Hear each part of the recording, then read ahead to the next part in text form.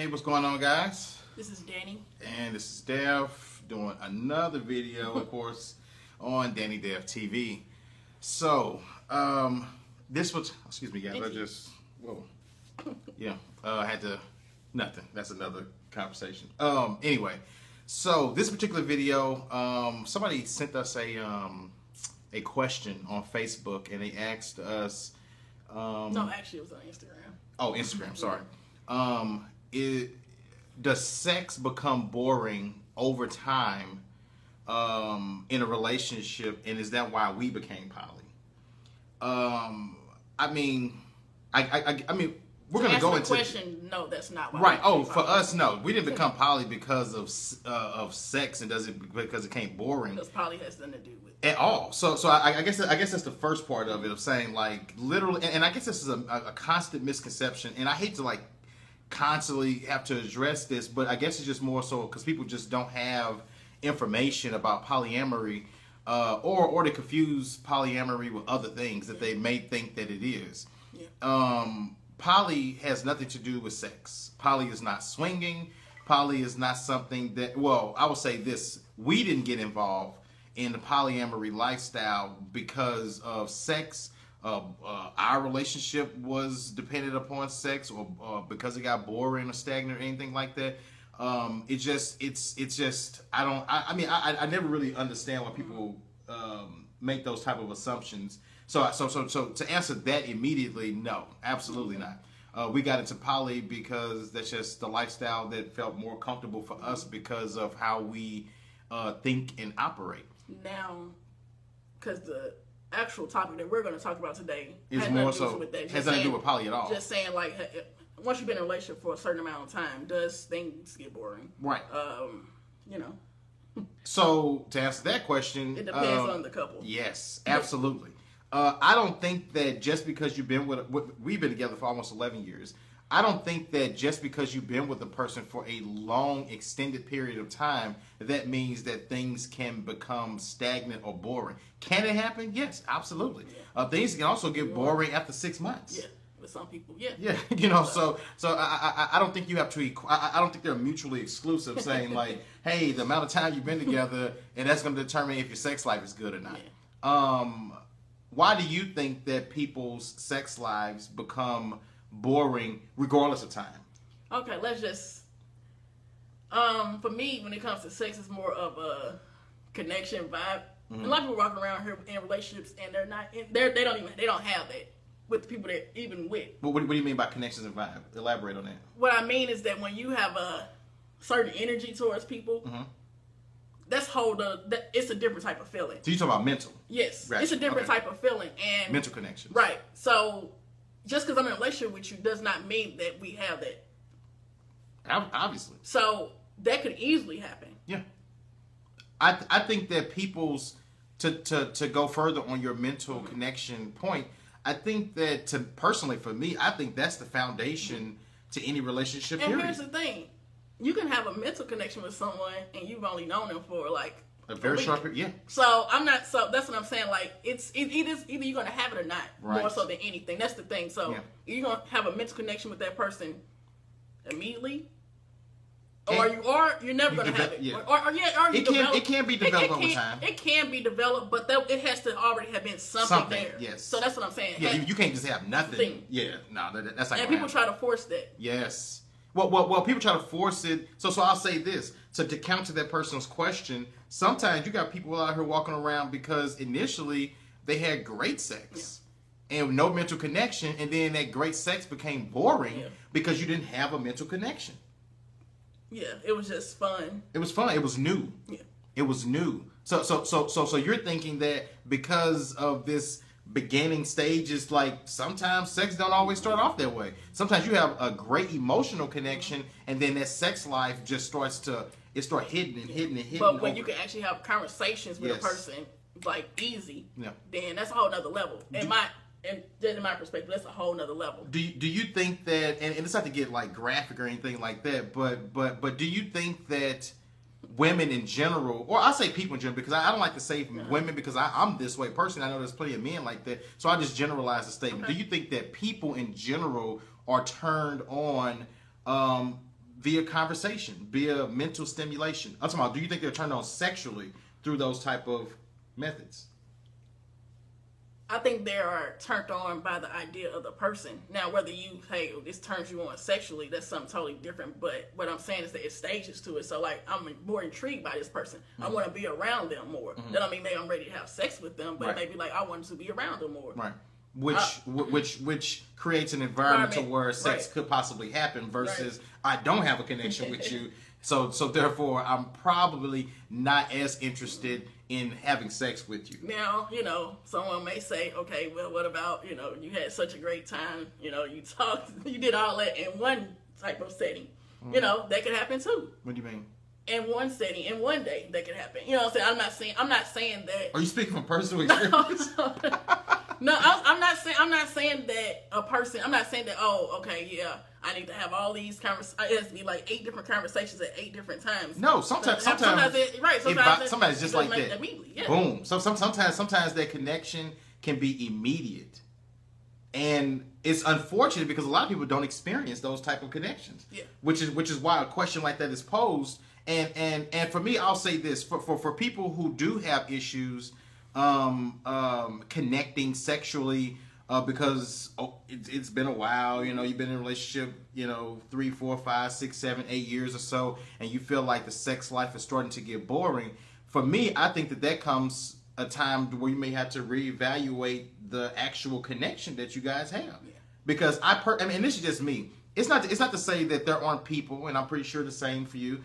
There aren't people that you can look at and be like, that's nice, but that's just a visual.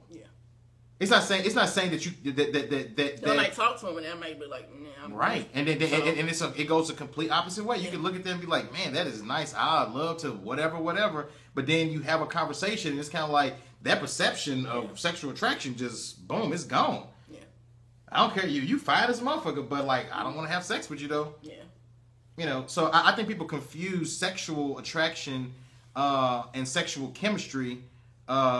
Because I think sexual chemistry is my personal opinion, it starts mental before it ever becomes physical. Because you're around this person, just like you can be around somebody and you like, oh, well, like you get that vibe and you like, man, the energy you talking to them. And I think that's what creates the spark and consistent. Yeah, I mean, it's so easy, it's effortless to talk to that person. Yeah. Like, I mean, it's effortless.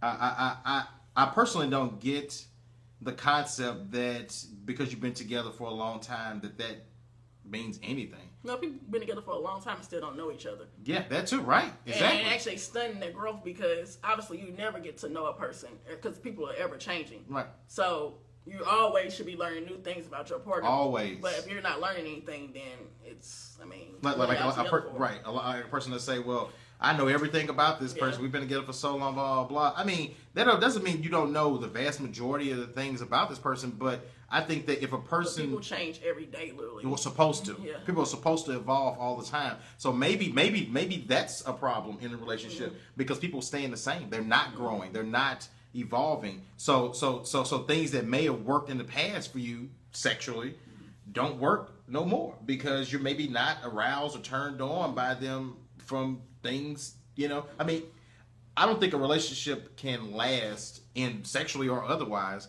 if it doesn't grow. Yeah. You have to constantly evolve, both for yourself and for the relationship to last, in my personal opinion. Yeah. So, I mean, what was one of the other top importance? Spicing things up. Yeah. And your take on threesomes.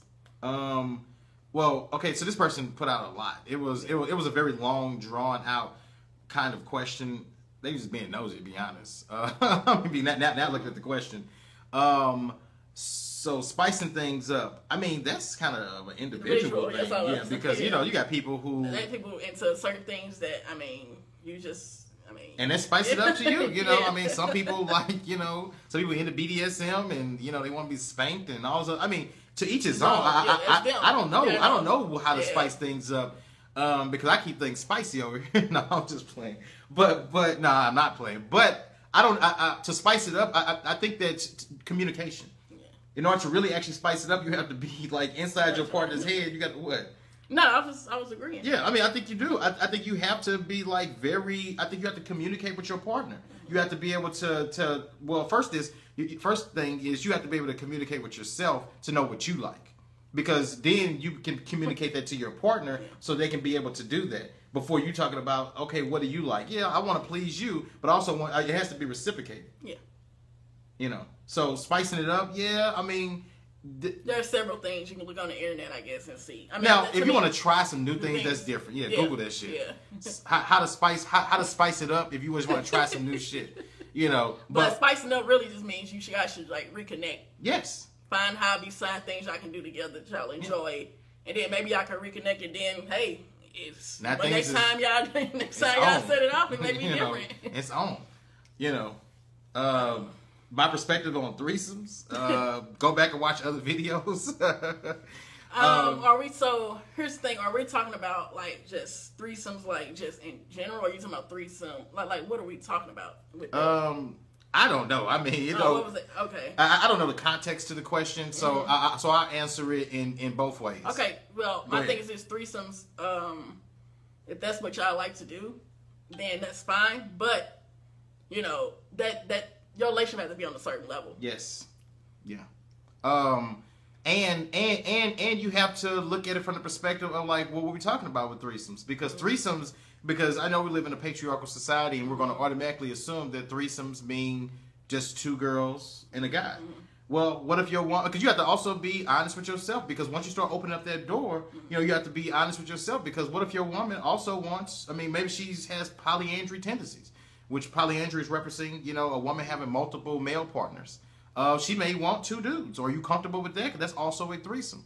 So y'all have to have like a certain type of conversation inside the relationship to be able to say what it is before you start jumping into like, hey, let's have some threesomes. Mm-hmm. You know, because that's when you start inviting other people to your bedroom, you have to have a certain type of maturity inside your relationship and communication. Yes, you have to be able to talk about everything. Yes. And put it all out there. So I mean, put it all out there. You got to be able to say, you know, well, hey, you know, you know, and I'll just be straightforward. You got to be like, hey, you know, in order for this to, because I mean, let's say you have an experience, a threesome, and it didn't turn out, all parties weren't necessarily satisfied in it. Y'all got to be able to come, if this is something you want to continue, you got to come back to the table and be like, and have these conversations about like, hey, you was doing a little bit too much over there. I need you to make sure that things were, you know, consistent all around. Or I didn't like that particular, or I didn't like that particular person. You know, you got to be able to have like those real conversations. Otherwise, it's not going to work. Yeah. You know? And it's been times. I mean, I don't know. I guess if you look at our videos, so we're not strangers to it. But I mean, obviously not. we're this is life. Yeah. So that kind of goes into like if you're talking about threesomes in a poly type of situation, because that you could be a solo person in poly too, but more so referencing the traditional triad type of situation. That's kind of like if you're talking about a triad that is like male female female or male male female, if that's your thing. Usually all those people are involved. So you have to be able to find the right type of person that fits that dynamic before you can even talking about having threesomes in that particular aspect. Right, because I'm not talking about threesomes, just random threesomes. Right. I'm not, in that retrospect, I'm not talking about that. I'm talking it from a poly standpoint, because if it's more than two people, then it's three people. So, right. So I'm not talking about it in the, I guess, casual way. Casual, random threesome sex, Yeah, not talking about it in that way. Yeah. Okay. What else did they ask? I guess we covered the mental or physical part. How do you get over being tired of having sex with your partner? That's a very strange question. How do you get over being tired of get a new partner? I mean, I don't. Yeah, that's a. I don't know. I mean, you take that. How do you get over? Because I don't know. The only thing I can do is bring it back up to spicing things up. Maybe you guys can reconnect with each other. Because that's the only thing. I mean, clearly there's a disconnect. So this person asks, how do you get over being tired of having sex with your partner? Right, but clearly there's a disconnect. That question is loaded. That's a loaded question. how do you get over being tired? If you're tired of having sex with your partner, you may want to reevaluate that relationship. Because that question in itself, the way it's posed, that's saying that you may be tired of that person. Yeah. So, I don't know. I mean... and a threesome is not going to help it. No. Please don't do that. Elaborate on that. Why that's not necessarily a good thing. Bringing someone else in and you guys are in shambles, that can never be... What good can come from that? No. Nothing. It's not a good solution. It's not a good solution at all. If you honestly believe, I'm trying to make sure my hookah is right. If you honestly believe that adding somebody to a fucked up foundation, a crumbling foundation, is going to solve your problems, you're not only delusional, but you deserve the blowback that's going to come from you from doing that, because that is asinine. It will never work. It is who suggests these ideas for people. Because that's definitely not a thing to spice it up. I mean, that's if your shit is in shambles, you need to get that together first before you would talk about inviting anybody into your bedroom. Yeah, I mean, it doesn't make sense at all. Period. So, and the sad thing about that, we actually have seen and heard too many stories that end that way of like, oh my God, we were just trying to spice things up, and we thought that a threesome was gonna like, nah, man, that is who gave you that advice? Yeah, but overall. This was more so just based on like relationships. This wasn't in general. Yeah, it wasn't necessarily centered into poly. No. So I mean, but this person who posed it was not poly. They were just asking us, was that why we became poly? Which is kind of like that's not. No, they don't even. Well, that's not even a question. And I hope someone would not. Yeah, I would hope not, because that's not what we're poly. We're not play poly. That's for people who don't know what poly is, and maybe they did get into poly because their sex life was trash. I don't know. I mean, I don't know how to gauge that type of a question. And to be honest, I'm the type of person where I can't just have sex with anybody. Right. I'm more of a mental person. So we vibe on that's just what happened on the first time. Right? Yeah. But I can't just go. I mean, because try it and it's hard. It don't work. So I can see how someone could be like, man, this is trash because. y'all don't have a connection at all. I can't imagine that's what you're doing like all the time. Yeah. It's not gonna work. Well, people try to make it work. Yeah. It's forced. I mean, we tried it once and it was forced, and that would tried it with someone else that we did not have a connection with. Yeah. So that's no. That's what I was referencing. Yeah. We tried to just do it just specifically for the What's Name of one time. And that was just trash. The whole experience was trash because like not only, I mean, and this had nothing to do with like trying to spice it up and like that. This was just an event situation that happened, and it's kind of like it showed me like you really can't just do it just for sex. Yeah. I mean, I can't. I mean, so let me rephrase that. I can't do it just for sex. There has to be some kind of connection. I gotta be attracted to you. Yeah. Mentally in some kind of way, some kind of conversation, some kind of belief system that you have, some kind of thought process. I mean, something. Yeah, I mean, literally, like, had totally different beliefs, totally different everything. So it's just, that's not gonna, it wasn't gonna work. Now, if sex guides you and your principles about how you view life, and you're just a very sexual person, and you need sexual gratification, maybe that's easier for you to be able to do. And maybe that's not an issue for you. But also, maybe you probably shouldn't be having problems in your sex life either. That's true. So you should be up on all the latest trends and topics and everything of how to keep your shit together. So maybe that doesn't apply. But for like the vast majority of people, and I don't mean to speak for people, but I think it is kind of hard to just go out and do that without some kind of connection. So. But that's that. What was the topic again?